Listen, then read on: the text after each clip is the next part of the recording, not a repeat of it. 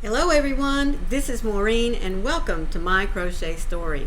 Today is Saturday, January the 20th, and we are here, or maybe I should say I am here, to show you my journey with granny squares for this year. Because I hope that you've been seeing that granny squares are really starting to come into their own, into more than just blankets, shawls, and purses. I mean, we have seen from time to time cardigans, maybe a skirt here or there, maybe a little summer top, but not really that much until about the latter half of 2023 when crochet wearables were really starting to come out center stage.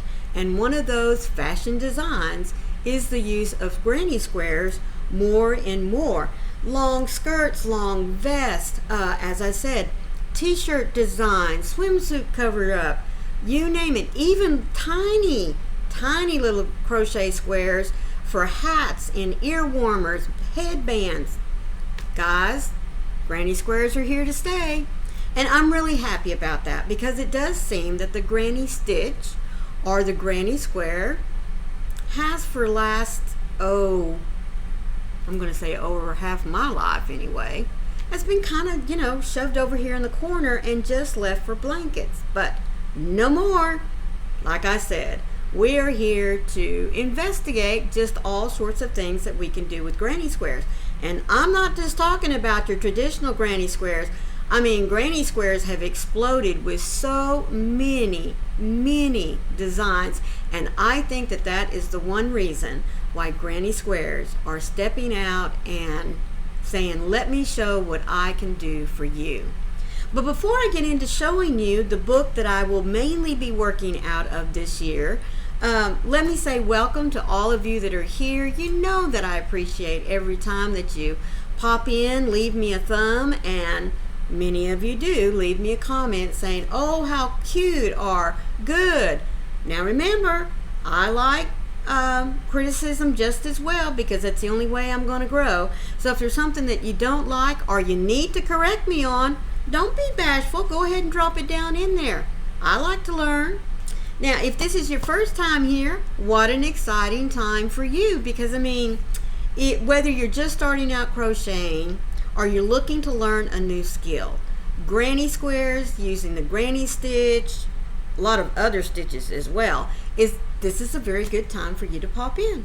And I do hope that you will stay to the end of the video and then go look at all the other content that I have on my channel. Hopefully that will lead you to hit that little subscribe button and then look for the bell that has those hugs on the side, because it'll let you know every time I upload some content. Okay, first let me tell you that around this time last year I went on a book buying spree. I know, funny, right? Well, anyway, I ordered like 3 or 4 granny square books. Yeah, maybe I had a premonition, or maybe I was just on a book buying spree. I don't know. But anyway, out of the 3 or 4 books I bought, I kept coming back to this one book.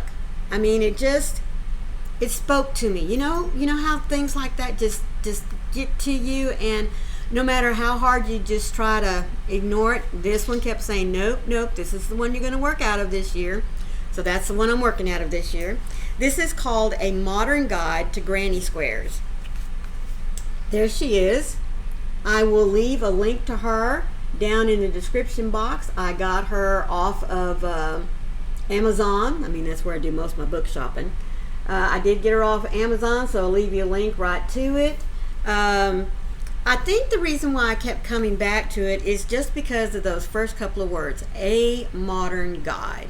Because as I told you, the granny square is not just its old traditional, we do get the center started, then we change color, go around, change color, or we stick with just maybe 2 color schemes, or we just make them all the same color. Oh, no. There are so many other lovely things that we can do with granny squares. I mean, did you just look at the pictures right there on the front? Look at that. I mean, that's enough to get you interested, isn't it? Now, it does you know, like all good books do, they do start you out with a nice little introduction, welcoming you and about the excitement that they hope that you will gain from not only looking at the book but doing a few of the squares that are here. It also tells you the basic stitches that you'll need throughout and what their abbreviations will be, and then it just gets right into, folks, doing granny squares. Now, I'm not going to show you all of these in here. I am just going to, though, quickly whip through so that you can kind of get an idea of what this modern guide is presenting to us, so that, you know, over time, hopefully will open up your imagination as well and come up with your own designs. So here, starting right off, this one's called Picnic Time, and it's just because it looks like the little traditional red and white checkered, you know, tablecloth that you spread out on a picnic table. Let's see. There's going to be, I love this one. I mean, I never thought of starting a granny square like this. Look at that. Starts in the corner and then just kind of works its way out, almost like a corner to corner, except it's just in a square. I thought that was really, really quite cute. Oh, let's see, where else? Now, this is what I'm talking about, granny squares evolving. This one's called Modern Floral. Look at that. Now, who would have called that a granny square, right? But it is. It is a modern take on what you can do in a square. Let's see. Oh, I loved this one. This one is called Diamond Days, and it really doesn't even start out like the traditional granny squares, but look at that. Isn't that pretty? Now, it's not just the colors that I think are pretty, but just think of all the different combinations you could come up with just using that stitch, just by changing up a few colors. And, you know, the granny square doesn't just have to be made with double crochets. This one is called the Houndstooth pattern. Look at that. Wouldn't that be lovely on a jacket or a vest, a skirt? I mean, that just that one square there has endless possibilities. Now this one, no, that's not the one I wanted. Just a second. Where are you? Come on. Oh, here it is. Acid Bright Flowers. Look at that. Now this one incorporates lots of chains, lots of treble crochets. So again, you know, we're just not stuck using the double crochets, and I don't mean to say stuck using the double crochets. I mean, that is just your traditional stitch that was used. This is the one I wanted to show you. Look at this. I can see lots of squares made with this, maybe even in a smaller thread, like maybe a 2/8 for a little girl's jacket. Just a cute little granny square, put it all together, little jacket to wear in early spring, late fall.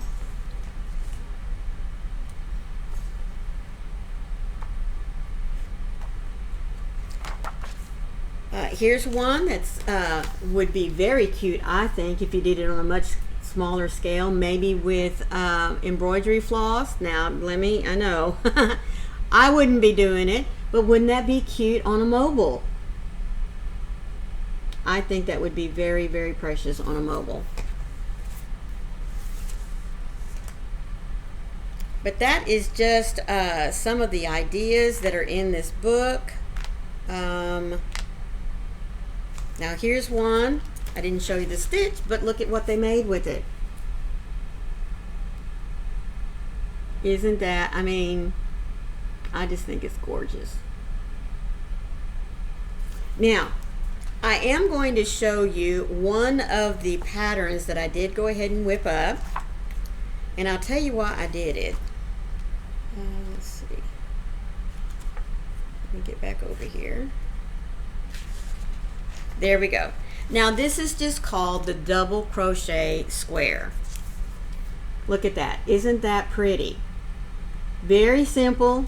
You start out with your traditional setup for your square, and then you just double crochet, get to my corner, 2, chain 2, 2, go double crochets, 2, chain 2, 2, double crochets. You know what I'm saying? And you just keep building your square for however big you want it. Now, I think that this is a great square if you want to do applique type squares. Now, when I talk about applique, I mean, I'm talking about taking a vase form like this one that I did. There's mine. And then building a separate item to go on top of it. Like, well, let me show you. Here is my granny square heart that I will have a tutorial coming out for you next week. But I can make myself up a whole bunch of hearts and put on here. I even have some from before. Here I have 3. I thought I had 4. Maybe I don't. But excuse the tails. How cute would this be to make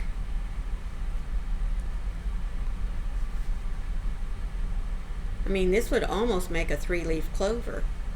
Look at that. Or maybe a little poppy. But as I said, I like having this particular granny square so that I can make something else and just stitch it on top to give it that 3D dimension. And this way, I don't have to worry about making, how am I going to take the back panel stitches and incorporate this in there as well. Maybe I don't want to do all that work, even if I read a pattern and saw it. But this way, it gives me the opportunity to take just a very basic flat granny square and then make something else. There are some really cute little patterns out there of just the sunflower, like any coaster pattern. Stop and think. There are sunflower coasters, there are bunny face coasters, there are chicken coasters. I mean, just those patterns alone, make you up one. Slap it right there in the middle of that plain square and look what you've got. Now, of course, what's nice about this square is I can make it any size that I want. Just going to kind of fold that in a little bit there, but you get the idea. I can make it as large. I mean, I could have kept going and made this like big enough to make myself a pillow with. So there's lots of things that you can do with just this basic square. And as I said, make yourself a little applique, slap it on there, do 3 or 4 panels, maybe 6. Let's see, 1, 2, 3, 4, 6 or 8, and you got yourself a bag. Whip them together, put a strap on it, and away you go. You know what I mean? So starting next week, we will be looking at how do we take this type of square, and I'll have up some appliques for you to look at, and we will put them together and see what we can do with them.